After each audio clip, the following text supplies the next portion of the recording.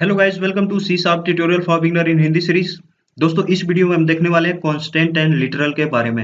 यानी कि कांस्टेंट क्या होते हैं, सी शार्प प्रोग्रामिंग के अंदर लिटरल क्या होते हैं, ये सारा कुछ हम इस वीडियो में देखने वाले हैं। तो चलिए इस वीडियो को शुरू करते हैं और सीख लेते हैं इनके बारे में।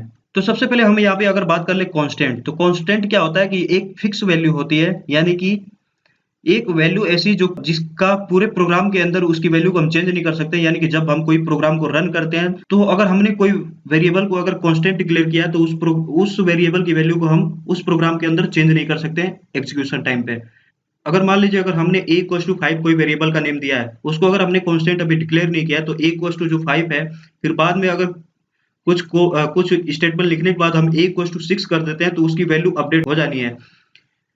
यानी कि a की वैल्यू अब 6 हो जानी है। लेकिन यही अगर हम उसको कांस्टेंट डिक्लेयर कर देते हैं और कांस्टेंट a इक्वल्स टू अगर 5 कर देते हैं तो हम उसकी वैल्यू को बाद में चेंज नहीं कर सकते, यानी कि a इक्वल्स टू 6 नहीं कर सकते हैं। बेसिकली यहाँ पे जो फिक्स वैल्यू होती है उसको हम लिटरल भी बोलते हैं। तो जो यहाँ पे लिटरल होते हैं वो बहुत अलग-अलग टाइप के होते हैं, जैसे यहाँ पे इंटीजर लिटरल हो गया, ऐसे ही डेसिमल लिटरल भी होता है, हेक्साडेसिमल लिटरल भी होता है। तो यहाँ पे अगर इंटीजर लिटरल की बात करें तो जो इंटीजर लिटरल्स होता है वो डेसिमल भी हो सकता है, हेक्साडेसिमल भी हो सकता है। तो बेसिकली एक इसका थ्योरी पार्ट है जो मैं आपको समझा देता हूँ। इसके अंदर क्या है कि जो वेरिएबल हमने डिक्लेयर किया है, तो जो लिटरल हम बना रहे हैं तो वो अगर इंटीजर टाइप की है तो उसमें न्यूमेरिक वैल्यू तो होगी। जैसे यहाँ पे एग्जांपल यहाँ पर देख लीजिए कि ये जो 212 यानी कि 212 यहाँ पे अगर लिखा हुआ है तो ये एक इंटीजर लिटरल है। जबकि आपको भी पता चल रहा है इंटीजर है, तो लेकिन इसके आगे हम यहाँ पे अगर यू भी लिख लेते हैं या फिर इसके लास्ट में एल भी अगर ऐसे लिख लेते हैं तो ये भी एक लीगल वे है इंटीजर लिटरल को डिक्लेयर करने का। और इसको यहाँ पे कैपिटल लेटर या स्मॉल लेटर इन सब का भी कोई फर्क नहीं पड़ता। तो ऐसे करके आप देख सकते हैं यहाँ पे इंटीजर लिटरल कुछ ऐसे ऐसे होते हैं, जिससे अगर डेसिमल इंटीजर लिटरल हो गया, हेक्साडेसिमल हो गया, इंटीजर हो गया, साइन एंड साइन। तो इस तरीके से ये एक जस्ट एक थ्योरी पार्ट है जिसके अंदर मैं आपको बता रहा हूँ कि इंटीजर जो लिटरल्स होते हैं वो कैसे आपको शो होते हैं, कौन कौन से यहाँ पे वैलिड होते हैं, किस तरीके से आपको डिक्लेयर करना होता है। तो बेसिकली एक बार और सुन लीजिए, जो इंटीजर लिटरल होते हैं वो न्यूमेरिक वैल्यू भी हो सकती है डायरेक्ट, या फिर उसके एट द एंड यानी कि सफिक्स में यू और एल भी हम यूज कर सकते हैं, वो भले कैपिटल में हो या स्मॉल में हो। और ये हेक्साडेसिमल में भी लिख सकते हैं। तो जैसे कि यहाँ पे ये जीरो क्रॉस ऐसे फील ऐसे लिखा हुआ है, तो ये भी एक हेक्साडेसिमल इंटीजर लिटरल है, तो ये भी एक वैलिड वे है। फिर अब यहाँ पे हम अगर बात कर लेते हैं फ्लोटिंग पॉइंट लिटरल की, तो जो फ्लोटिंग पॉइंट लिटरल होता है वो इंटीजर पार्ट उसके अंदर होता है, ऐसे ही उसके अंदर डेसिमल पॉइंट्स भी होते हैं, फ्रैक्शन पार्ट भी होता है और एक्सपोनेंशियल पार्ट भी होता है।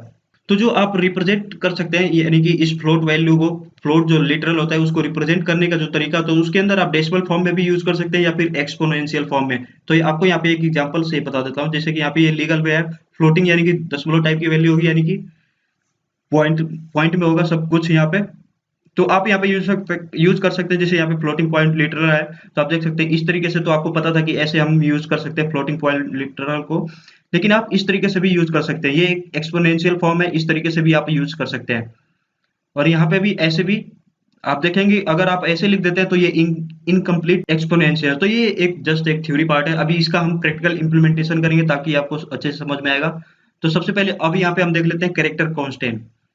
तो बेसिकली जो कैरेक्टर कांस्टेंट होते हैं वो एक सिंगल कोट्स के अंदर क्लोज होते हैं, ठीक है। जैसे कि अगर एग्जांपल में बात कर ले, अगर हम एक से जो ये सिंगल कोटेशन में ये रैप्ड है और इसको हम स्टोर कर सकते हैं, जैसे हम सिंपल वेरिएबल को स्टोर करते हैं, लेकिन जो इसकी डेटा टाइप होगी वो एक कैर टाइप की होगी। तो यहाँ पे आप देख सकते हैं कि ये जो स्केप सीक्वेंस है, यहाँ पे डबल स्केप सीक्वेंस है, तो ये यहाँ पे इसकी जो मीनिंग हो जाएगी ये ऐसे ही। आपने देखा होगा कि जैसे कि ये back slash n new line के लिए यूज होता है, ऐसे ही बैक स्लैश टी यहाँ पे हॉरिजॉन्टल टैब के लिए होता है, और बैक स्लैश आर यहाँ पे कैरेज रिटर्न के लिए होता है। तो इस तरीके से ये सारा कुछ आप यहाँ पे देख सकते हैं। अलर्ट एंड बेल के लिए भी यहाँ पे यूज होता है बैक स्लैश ए।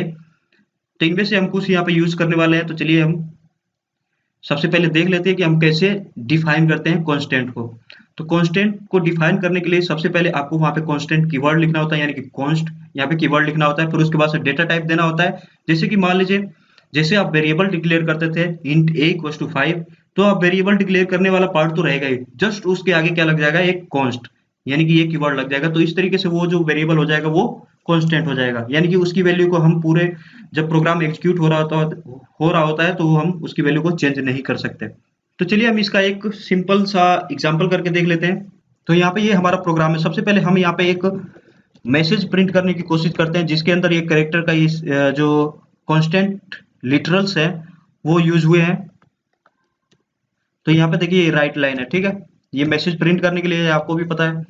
तो हम यहाँ पे हेलो वर्ल्ड प्रिंट कराना चाहते हैं, तो देखिए हेलो वर्ल्ड प्रिंट कराने का यहाँ पे क्या क्या वे हो सकता है उनको यूज करते हुए, यानी कि कांस्टेंट लिटरल्स को यूज करते हुए। तो अभी जो हम यहाँ पे सिंपल मैसेज अगर प्रिंट करेंगे तो यहाँ पे आएगा हेलो वर्ल्ड। अभी यहाँ पे एक इसको रन करके सबसे पहले हम देख लेते हैं कि कैसे ये आउटपुट आ रही है। तो ये आउटपुट अभी ऐसे आ रही है, लेकिन अब हम इसके अंदर जो कांस्टेंट लिटरल थे उसको हम यूज करने वाले हैं। तो सबसे पहले हम यहाँ पे एक टैब की स्पेस दे देंगे, यानी कि \t हम यूज करेंगे तो ये टैब के लिए स्पेस हो जाएगा। और इसके अंदर एक और हम यहाँ पे यूज कर लेते हैं \n, यानी कि ये न्यू लाइन के लिए। तो न्यू लाइन के लिए भी हम यहाँ पे हेलो लिख लेते हैं। अब जो हम इसको रन करेंगे तो देखिए आपको क्या आउटपुट देखने को मिलेगी। तो यहाँ पे आप देख सकते हैं हेलो वर्ल्ड, इनके बीच में यहाँ पे स्पेस, एक टैब की स्पेस आ रही है, यानी कि जो हम टैब दबा के एक स्पेस लेते हैं उतनी स्पेस यहाँ पे आ रही है। फिर उसके बाद से यहाँ पे \n है, तो ये नई लाइन के अंदर आ गया हेलो। तो इस तरीके से यहाँ पे कॉन्स्टेंट लिटरल को आप यूज कर सकते हैं। अब चलिए इसका हम एक और प्रोग्राम बनाते हैं जिसके अंदर हम एक कांस्टेंट डबल टाइप की वेरिएबल को हम यहाँ पे स्टोर करेंगे, और फिर उसके अंदर हम उस पर कुछ ऑपरेशन परफॉर्म करके हम यहाँ पे देख लेते हैं। तो सबसे पहले हमें कांस्टेंट अगर वेरिएबल डिक्लेयर करना है तो हमें यहाँ पे जो कीवर्ड यूज करना होता है वो होता है कॉन्स्ट। फिर उसके बाद से हम डबल टाइप की वेरिएबल को ले रहे हैं, तो इसके लिए हम डबल कीवर्ड लिखेंगे और यहाँ पे वेरिएबल का नेम हम दे देंगे। तो हम यहाँ पे इसकी वैल्यू प्रोवाइड कर देते हैं 3.14159, ठीक है। तो ये हमने एक कांस्टेंट वेरिएबल को डिक्लेयर कर लिया है।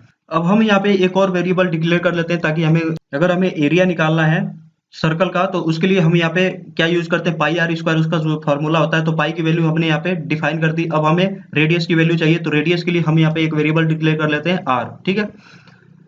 तो अब जो है हम आर को पहले यहाँ पे एक मैसेज हम दे देते हैं रेडियस के लिए, ताकि हम यूजर से इनपुट लेंगे कि वो कितना रेडियस एंटर करता है, उसके हिसाब से हमारी जो एरिया की वैल्यू होगी वो कैलकुलेट होगी। तो यहाँ पे जो एक वैल्यू है जो चेंज नहीं होने वाली है, यानी कि पाई की वैल्यू। तो पाई की वैल्यू एक बार फिक्स हो गई, उसको हम चेंज नहीं कर सकते। जो हमारी चेंज होगी वो होगी रेडियस, तो उसके हिसाब से हमारा एरिया भी डिफरेंट आएगा। तो यहाँ पे कंसोल डॉट राइट लाइन हम कर लेते हैं, एक मैसेज यहाँ पे दे देते हैं यूजर को कि वो यहाँ पे रेडियस को एंटर कर सके। तो एंटर यहाँ पे रेडियस, ठीक है, एंटर रेडियस। अब इसके बाद से जो आर की वैल्यू है इसके अंदर हमें स्टोर करवाना है, यानी कि यूजर की जो इनपुट आएगी वो यहाँ पे आर के अंदर आएगी। तो इसके लिए हम यहाँ पे यूज करते हैं कंसोल डॉट रीड लाइन। तो मतलब इससे क्या होगा कि जो हमारी वैल्यू आएगी वो जो कंसोल पे जो इनपुट वहां पे प्रेस होगा, यानी कि वो रेडियस के अंदर आ जाएगा। तो अभी आप देख सकते हैं यहाँ पे एरर आ रहा है। तो ये एरर इसलिए आ रहा है कि ये जो आर हमने डिक्लेयर किया है इसको हमें पहले कन्वर्ट करना पड़ेगा ये डबल के अंदर, क्योंकि अभी यहाँ पे अगर मैसेज को अगर आप देखिए, यहाँ पे जो विजुअल स्टूडियो आपको सजेशन दे रहा है कि can not implicitly convert type string to double, यानी कि ये अभी ये आर को एज अ स्ट्रिंग कंसीडर कर रहा है। तो इसको हमें सबसे पहले कन्वर्ट करना होगा डबल के अंदर। तो आपको मैंने बताया था कि डबल के अंदर आपको अगर कन्वर्ट करना है तो आप यूज कर सकते हैं वहां पे टू डबल मेथड, जैसे कि मैंने आपको पिछले वीडियो में बताया था टाइप कन्वर्जन की वीडियो में। तो आपको यहाँ पे सिंपल यहाँ पे टाइप का क्या करना होगा कन्वर्ट करने के लिए, आप यहाँ पे टाइप करेंगे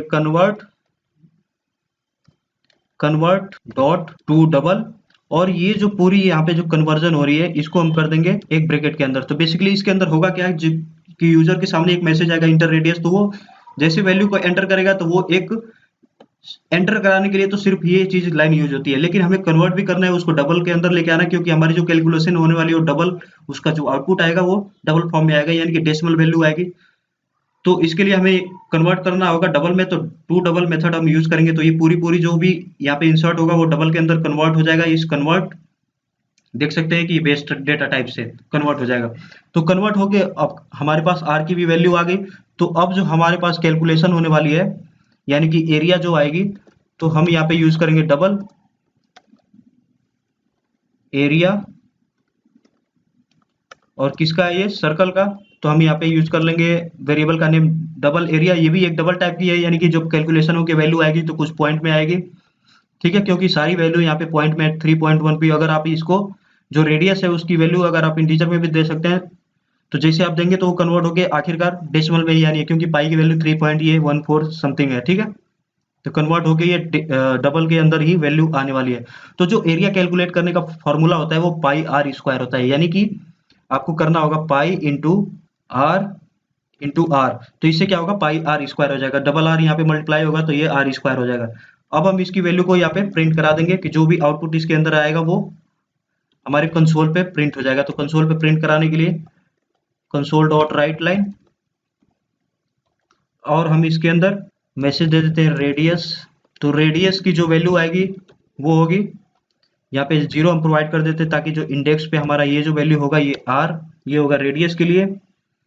और इसके बाद से जो आउटपुट यहाँ पे आगे आएगी एरिया, एरिया के लिए जो हम यहाँ पे इंडेक्स दे देते हैं वो 1 दे देते हैं। और यहाँ पे 1th पोजीशन पे हम एरिया को कैलकुलेट करने के लिए जो हमने फार्मूला जो यहाँ पे वेरिएबल डिक्लेयर किया था एरिया सर्कल, वो हम यहाँ पे प्रोवाइड कर देंगे।